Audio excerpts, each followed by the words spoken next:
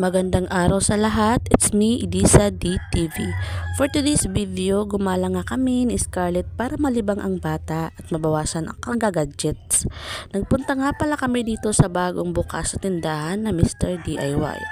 Porbida naka-aircon dito kasi dito sa bayan bibihira lang ang may aircon na store.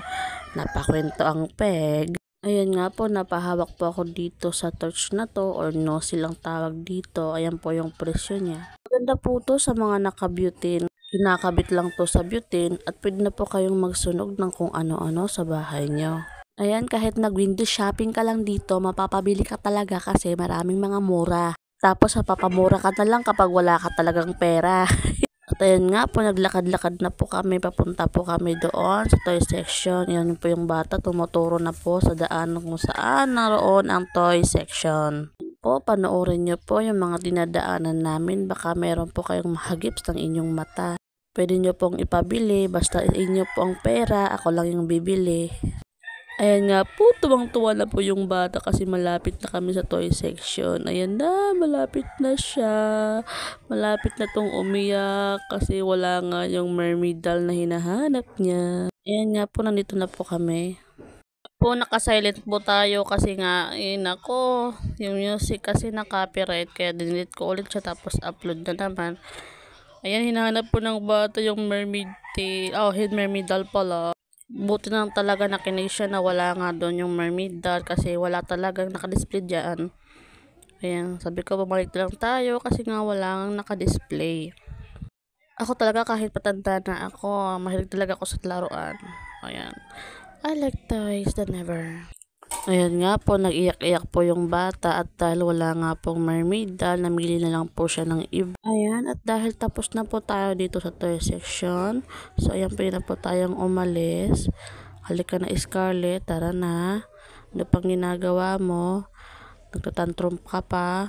Wala na nga ang mermaid doll. Yan po yung plano talaga ni Scarlett na mabili yung mermaid doll kasi gustong gusto talaga niya yun. Kung sino po may mermaid doll sa inyo, akin na lang po, ibigay ko po sa baby ko. At pagkatapos nga namin magpalamig sa Mr. DIY, nagpunta at nagyaya nga kami sa Engrande kung saan pinakamasarap ang halo-halo. May tarpaulin nga pala sila ng It's Showtime at host na si Ryan Bang dahil isa sila sa naging sponsor ata sa birthday ni Ryan Bang nitong nakaraan buwan lang. Pumasok na nga pala kami ng anak ko para mag-order ng aming gustong orderin. Tapos nag-video na rin ako para may mai-content at may mai-post dito sa account ko. Ayan, palapit na din kami sa counter section. Tapos nag-order na din kami ng mga gusto namin kainin. Ayan nga po. Tapos nag-video po ako. Ayan, hagilap po yung counter. Ayan po yung venue nila. Tapos may video 5 pa po sila. Ayan, ganda po ng place nila. Hindi po masyadong mainit. Tama lang. Kasi kapag mainit naman, meron naman silang ceiling fan, may electric fan. Sa katabi nga niyan, meron ng maggagawa ta sila ng resort. Kakaroon sila ng swimming pool. Ayan po yung Engrande logo nila. Tapos may paibon pa, may mga flowers. O diba, ganda-ganda po dito mag-picture tuwing nandito kayo. Tayo din pumunta dito.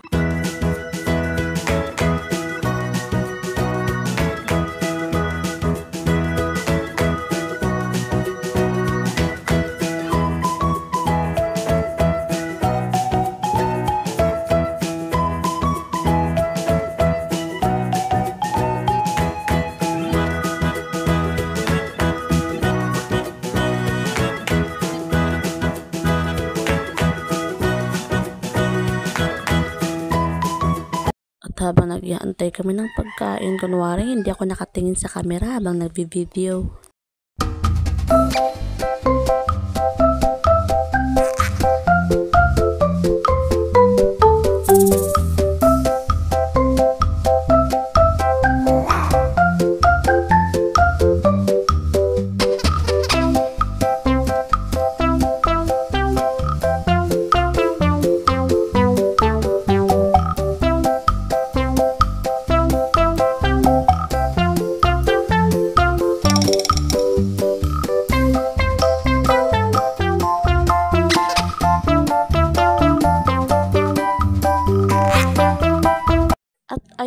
po, sa wakas, dumating na yung order naming burger with fries. Tapos, ayan.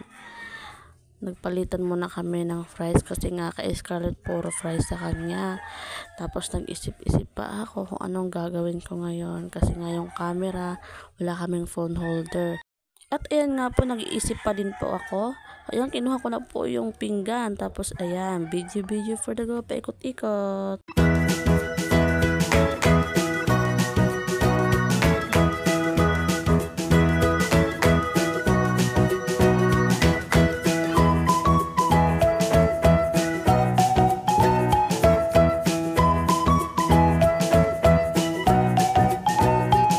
At ayan nga, balak ko sanang hiwain yung burger.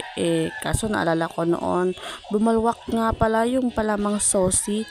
Kaya wag na lang, mas okay kumain ng buo. Buo ang tiwala mo. Ayan nga po, nagsimula na po kong isip-isip. Kakagatin na lang ba? Or mag-iisip pa? Or magsasalita pa? Or marami pang gagawin? Magpupunas pa? O inom ng tubig? Punas po tayo kasi namin nalaglag na sauce. Ano ba yan, Elisa? Kainin mo na yan, ang arte-arte mo. So, ayan nga po. Tapos, ihaharap ko pa yan sa camera. Tingnan nyo, ihaharap ko pa yan sa camera. Oh, see? So, ayan talaga yung the best, yung may gulay. Ang sarap talaga niyan. Yung lettuce na yan. Super yummy.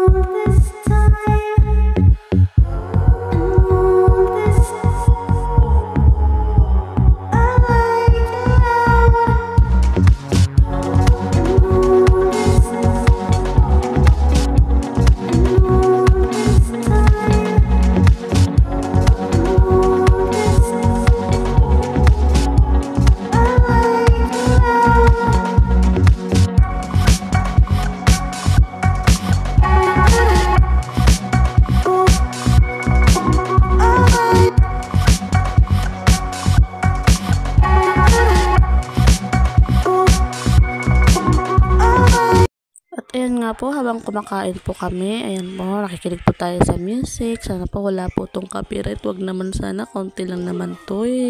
Sa bawat kagat nga ng tinapay at palaman, matitikman nyo ang pinakamasarap na hindi nyo natitikpan sa ibang bansa.